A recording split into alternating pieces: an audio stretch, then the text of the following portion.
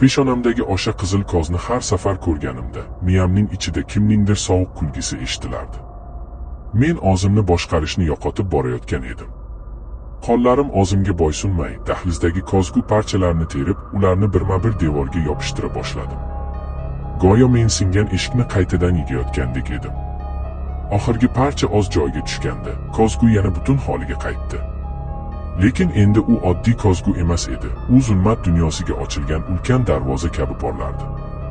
Shu payt eshik qo'ng'irog'i chalindi. Yuragim hapriqib ketdi. Bu mening eng yaqin do'stim edi. U mening galati xabarlarimdan xavotir olib, holimdan xabar olgani kelganini aytib baqirardi. "Eshikni ochma. Qoch bu yerdan", deb baqirmoqchi bo'ldim, lekin og'zimdan mutlaqo boshqa so'zlar chiqdi. "Kir, do'stim. Eshik ochiq. Men dahlizdaman." Do'stim ichkariga kirdi. U meni ko'rishi bilan to'xtab qoldi. Men unga orqam bilan turardim, lekin kozguda u mening yuzimni va peshonamdagi ochiq turgan qonli kozni ko'rib turardi. U qo'rquvdan qotib qoldi, hatto nafas olishni ham unutdi. "Bu nima?" deb pichirladi u. Mening tanam sekin unga o'girildi. Peshonamdagi 3-koz do'stimning kozlariga tikildi va shu soniyada kozgu ichidan o'sha oq, uzun barmoqlar otilib chiqib, uni domiga torta boshladi. Do'stim qarshilik ko'rsatishga ulgurmadi.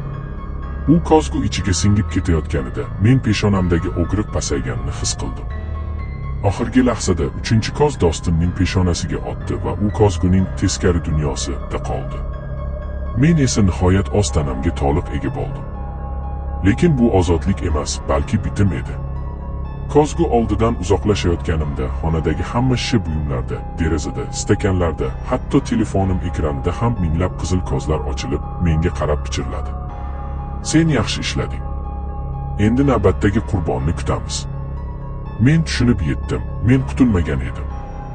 Men shunchaki bu dahshatli zanjirning bir qismiga, 3-kozning bu dunyodagi ovchisiga aylangan edim. Shunga o'xshash hikoyalarga qiziqsangiz, Tungi labirint kanalimga obuna bo'ling.